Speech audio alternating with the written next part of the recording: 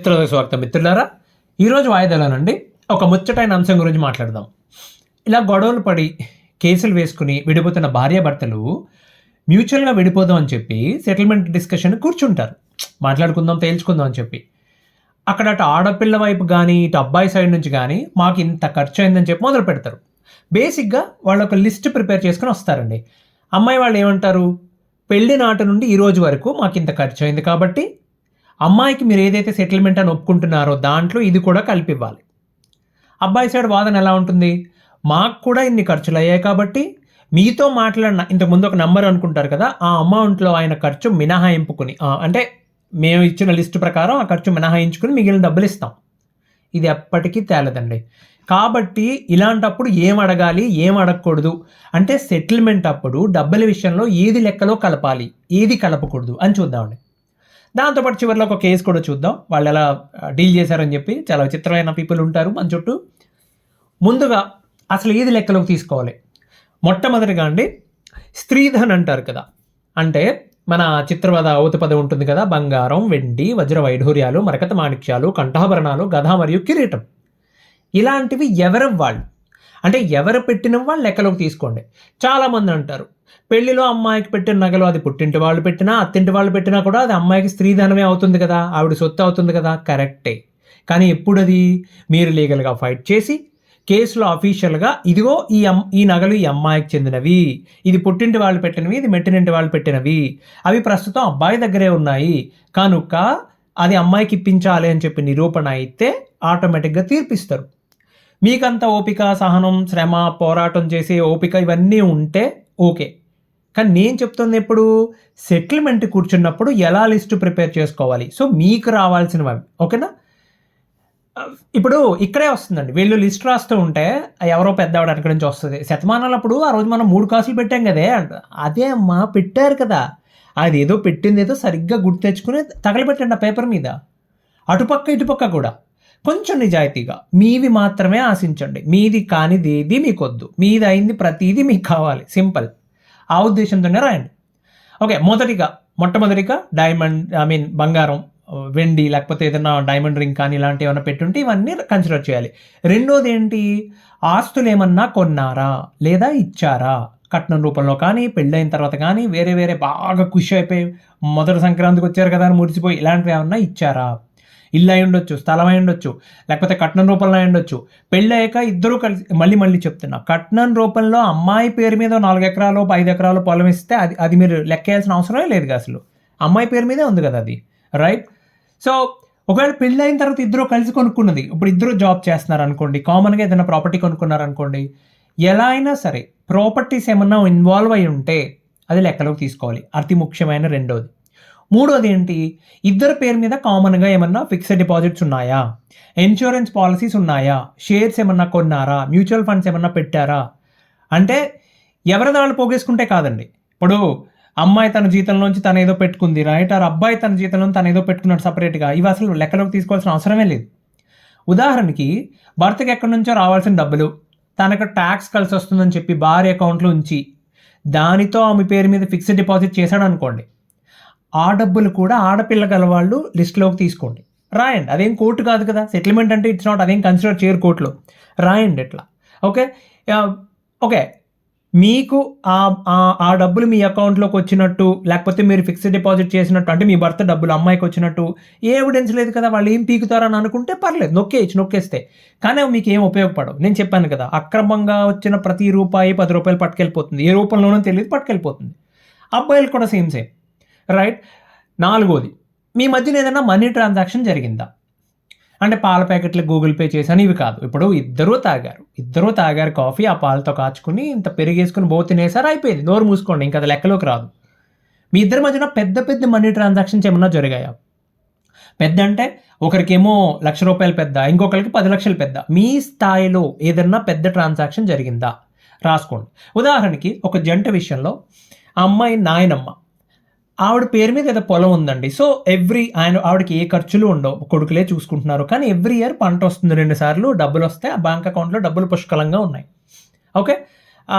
అయితే మనవరాలికి పెళ్ళయింది. అంటే ఈ అమ్మాయికి పెళ్ళయింది. సో, తర్వాత పెళ్ళయిన తర్వాత అమ్మాయి గర్భిణిగా ఉన్నప్పుడు ఇంటికొచ్చింది. ముని మనవడు పుట్టాడు ఆ బామ్మకి. హాస్పిటల్ నుంచి ఇంటికి ముని మనవడిని ఎత్తుకొని మొదటిసారి వస్తుంది కాబట్టి ఆ బామ్మగారు మురిసిపోయి ఆ సంతోషం కొద్దీ ఒక ₹10,00,000 ఆ అమ్మాయికి ఇచ్చింది. చెక్ ఇచ్చింది ఆవిడ. చెక్ బుక్ ఉంది, చెక్ ఇచ్చింది.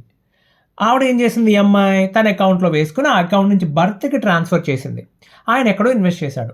ఇప్పుడు గొడవలయ్యేసరికి అదెలా ఇస్తాం ఇద్దరు కలిసి ఉన్నప్పుడు జరిగిన ట్రాన్సాక్షన్ అంటాడు ఆయన. అలా కుదరదండి. అది ఆవిడ డబ్బు. ఆవిడకి ఇవ్వాల్సిందే. నేను కాదు కోర్టు చెప్పిన మాట ఇది. చివరికి అదే చెప్పింది. ఎట్టి పరిస్థితుల్లో నీ దగ్గర లేకపోయి నష్టపోయి ఉంటే నువ్వు అప్పు చేసినా సరే ఆయనకి ఇవ్వాలని చెప్పింది. రైట్. బికాస్ మనీ ట్రయల్ చాలా క్లియర్‌గా కనపడుతోంది. ఆవిడ బామ్మ నుంచి ఈవిడకి వచ్చింది ఆన్‌లైన్‌లో. ఈవిడ నుంచి భర్తకెళ్ళింది. అక్కడి నుంచి ఇన్వెస్ట్‌మెంట్‌కెళ్ళింది. రైట్. ఇక ఐదోది మీరు ఏ సామాన్లు పెట్టుంటారు కదా! అంటే మరచెంబు, తాటి తాండ్ర తయారు చేసే జల్లెడ, కొంకుడుకాయలు కొట్టుకునే రాయి ఇది కాదండి. ఏదైనా పెద్దది లైక్ ఒక సోఫా లేకపోతే ఒక పెద్ద టీవీ ఆర్ ఏదో gaming console or dining table ఏదో పెద్ద కాస్ట్లీవి కొన్నారనుకోండి. అడగండి. మీ సామాన్లు మీకు అడిగి తీసుకునే హక్కు ఉంది. క్లియర్‌గా రాసుకోండి. ఓకే. ఆరోది మీకు భార్యాభర్తల్లో ఒకరికొకరు ఇచ్చుకున్న కాస్ట్లీ గిఫ్ట్‌లు లైక్ కార్ కానీ, ఏదైనా నగలు కానీ, హై ఎండ్ ల్యాప్‌టాప్స్ గానీ ఇవన్నీ ఉంటాయి కదండీ! ఏమన్నా ఉంటే అవి కూడా లెక్కలోకి తీసుకోండి. ఒకవేళ అవి ఇంకా ఉండుంటే, ఇప్పుడు ఫంక్షన్ ఆపరేషన్స్‌లో ఉండుంటే గనక ఇంకా వర్క్ అవుతుంటే, అది పోయుంటే ఎవరేం చేయలేరు. రైట్. ఏమనుకున్నాం మనం? ఏమేం లెక్కలోకి తీసుకోవాలి? మొదటిగా మీ జ్యువెలరీ అంటే మీ బంగారం కానీ, వెండి ఏదైనా నగలు ఎనీ ఆర్నమెంట్. రెండోది మీ ప్రాపర్టీస్. మూడోది మీ కామన్ ఇన్వెస్ట్మెంట్స్ ఏమన్నా ఉన్నాయా ఇద్దరు కలిసి. నాలుగోది మీ మధ్య జరిగిన మేజర్ మనీ ట్రాన్సాక్షన్స్. ఐదోది ఇంటి కోసం కొన్న సామాన్లు. ఆరోది కాస్ట్లీ గిఫ్ట్లు ఏమన్నా ఉన్నాయా? ఇవి కన్సిడర్ చేయాలి. మరి ఏది లెక్కలోకి తీసుకోకూడదు? పెళ్ళికాని ఖర్చులు ఉంటాయి కదండి. ఇక్కడే దెబ్బలేసుకుంటారండి. జుట్టు పట్టేసుకుని గోడకేసి కొట్టేసుకుంటారు వీళ్ళు. పెళ్లి మండపానికి, పురోహితుడికి, సన్నాయికి, పూలకి, పల్లకీలకి, భోజనాలకి, ఫోటోగ్రఫీకి ముందు రోజు రంగు నీళ్ళు జల్లుకుంటారు కదా! ఆ ముందు రోజు మంచి పాటలు పాడు చేసి యో అని చెప్పి డిస్కో డాన్స్ చేస్తూ ఉంటారు. వీటి ఖర్చులు అయినాయి అని లెక్కలేస్తారని నాకు అర్థం కాక అడుగుతా. అవి ఇన్వెస్ట్మెంట్ కాదు. అవి వన్ టైమ్ సెలబ్రేషన్. అది ఆల్రెడీ అయిపోయింది. దొబ్బి తినేశారు, ఎంజాయ్ చేశారు. గోడ కొట్టిన సున్నం అది ఇంక రాదు, ఇంక మర్చిపోండి. అవి లెక్కలోకి తీసుకోవద్దు. పెళ్లి ఖర్చు ఇంత అయింది అంత అయిందని చెప్పి. రెండోది మీ ఇద్దరూ కలిసి ఉన్నప్పుడైనా లివింగ్ కాస్ట్ అంటే నెల మీకు అయ్యే ఖర్చులు, ఏంటద్దే, పేపర్ వాడికి ఇచ్చేది, పాల బిల్లు, పని మనిషికి ఇచ్చేది, ఇవి కన్సిడర్ చేయొద్దండి.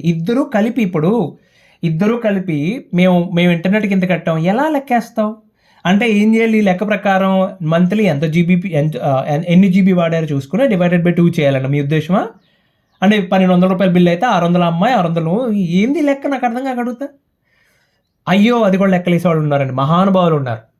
ఇక మూడోది మీరు గడిపిన స్పెషల్ అకేషన్స్ ఆర్ ఎక్స్పీరియన్సెస్ అంటే తేనె చంద్రుడు చూడడం కోసం వెళ్తారు కదా చాలామంది, హనీమూన్కి వెళ్తుంటారు. వాటి ఖర్చులకి, సినిమాలకి, షికార్లకి, రెస్టారెంట్స్కి, స్టార్ హోటల్లో స్టే చేసాం, పుట్టినరోజుకి పండగ చేసుకున్నాం, పెరిగిన రోజుకి పండగ చేసుకున్నాం, ఇవన్నీ లెక్కలోకి తీసుకోకూడదండి. ఏమండి? అదండి విషయం.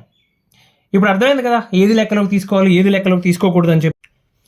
మీరు అడగొచ్చు, ఒరే అబ్బాయి, అసలు మా అమ్మాయి పెళ్ళికి లేకపోతే మా అబ్బాయి పెళ్ళికి ఎంత ఖర్చు పెట్టామో తెలుసా మేము, అవి లెక్కలోకి తీసుకోకూడదని ఎట్లా చెప్తాను అంటే ఏం లేదండి, తీసుకోవచ్చు, బ్రహ్మాండంగా తీసుకోవచ్చు. కాకపోతే ఆ మ్యాటర్ ఎప్పటికీ సెటిల్ కాదు, అలా తిరుగుతూనే ఉంటుంది, నడుస్తూనే ఉంటుంది. నేను చెప్తుంది మీరు సెటిల్ చేసుకుందాం అనుకున్న వాళ్ళకి ఒక కేసు గురించి చెప్తా, మీకు అర్థమవుతుంది. ఇద్దరు సెటిల్మెంట్ కూర్చున్నారండి. ముందు ఏమనుకున్నారంటే ఎవరి వైపున వాళ్ళు ఇలా మీరు పెట్టిన ఖర్చులు రాసుకుని రండి లిస్ట్ అని చెప్పి. అసలు అదే పెద్ద మిస్టేక్. ఏమి రాయాలి ఏం రాయకూడదని మీడియేటర్ స్పెసిఫిక్ ఇన్స్ట్రక్షన్ ఇవ్వాలి. అంటే భర్త సైడు అబ్బాయి వాళ్ళ తల్లి గారు ఒక లిస్ట్ ప్రిపేర్ చేశారు.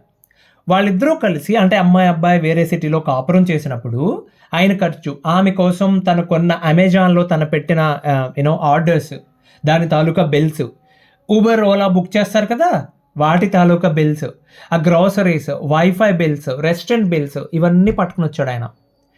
రైట్. ఇంతకీ అంతా చేస్తే వాళ్ళకి ఆ బిల్స్ అన్ని తాలూకా రిప్రజెంట్ చేసింది 3 లక్షలు అంతే. అవన్నీ రాసినందుకు ఆ అమ్మాయి హట్ అయిపోయింది. సెటిల్మెంట్ లేసి వెనక్కాలేదని చెప్పి లేచి వెళ్ళిపోయింది అమ్మాయి. ఆ కేసు 4 ఏళ్ళ నుంచి ఇంకా నడుస్తూనే ఉందండి. 4 ఏళ్ళు. ఇప్పటి వరకు అటు ఇటు కూడా ఎంత ఖర్చు పెట్టుంటారండి కోర్టుకి, లాయర్లకి తిరగడానికి వెళ్ళు. అబ్బే అవి ఏం లెక్కలేదు. ఆ రోజు దెబ్బలాడుకున్నారో అది ఆ దెబ్బలాట వల్ల అది సాగుతూనే ఉంది అది. అలాగే ఇంకొక కేసులో ఈసారి అమ్మాయి తండ్రి గారు అమ్మాయి పెళ్లి కట్ట 8 లక్షలు ఖర్చు అయిందట. ఇవి కాక హనీమూన్కి 2 లక్షలు ఇచ్చావు. ఎవరికి ఇచ్చారండి? కాదు, మీరు ఎవరికి ఇచ్చారు?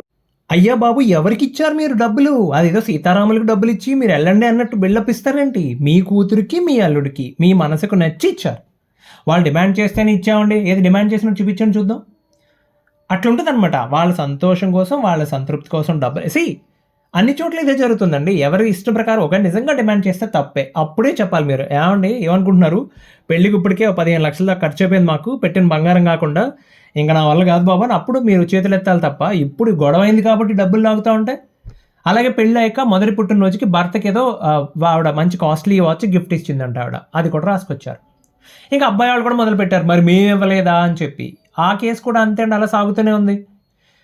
మీకు డౌట్ రావచ్చు, అదేంటది రెస్టారెంట్కి వెళ్ళింది, సినిమాకి వెళ్ళింది, హనీమూన్కి వెళ్ళినప్పుడు ఫ్లైట్ టికెట్స్, అక్కడ హోటల్ బిల్స్ ఇవన్నీ లెక్కలోకి తీసుకోవద్దా అని చెప్పి. అవన్నీ ఎవిడెన్స్లు రెడీగా పెట్టుకోండి, తప్పు లేదు. ఎందుకు? మీ ఒక్కరి వల్లే తప్పు అంటే భార్యాభర్తలు ఇద్దరు గొడవ జరిగినప్పుడు నా ఒక్కడి వల్ల లేకపోతే నా ఒక్కదాని వల్ల జరగలేదని చెప్పడానికి.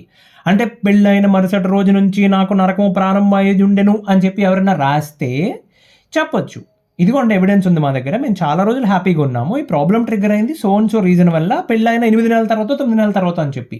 అంతే తప్ప తేగల కట్టకి ముంజికాయలకి నువ్వు లెక్కేసి మల్లెపూలకి మామిడాకులకి ఆవిడ లెక్కేస్తే ఇప్పుడు తేలుతుందండి ఇది.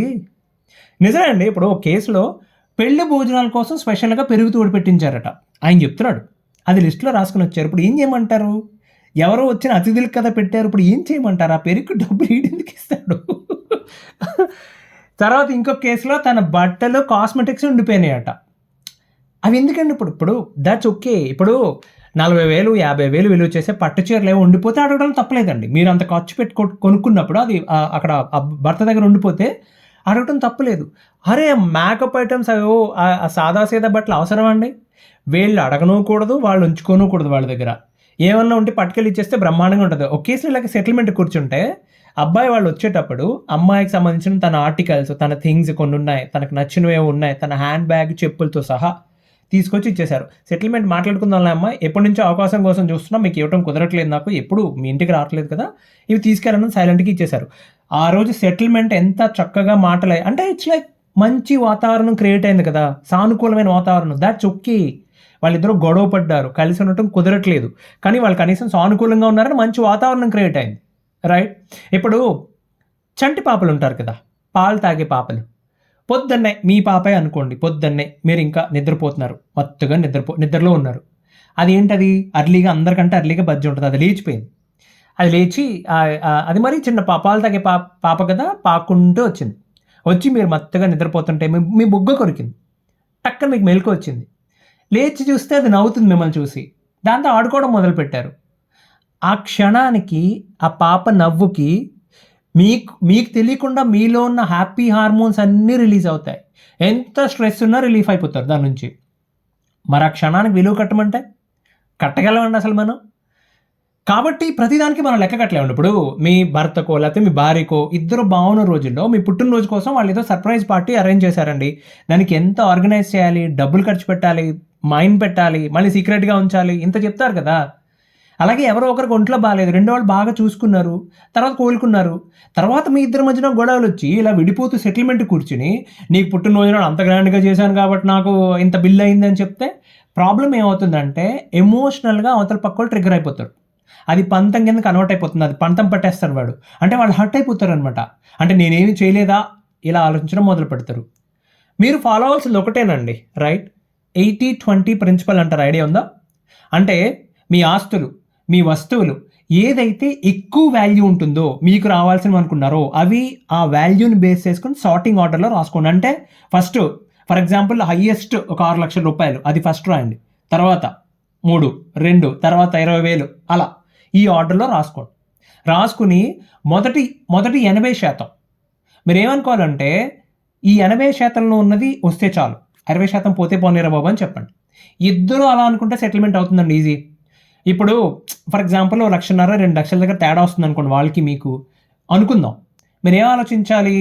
ఈ 1,50,000 2 లక్షలు కోర్టు చుట్టూ తిరుగుతూ ఉంటే మీ శ్రమకి మీ మనశ్శాంతికి సమానమా? అది వదులుకుని దీని నుండి బయటపడిపోతే అదేదో నేనే సంపాదించుకోవచ్చు కదా అంటే ఏ ప్రాబ్లం ఉండదండి. మీ మంచికే అండి.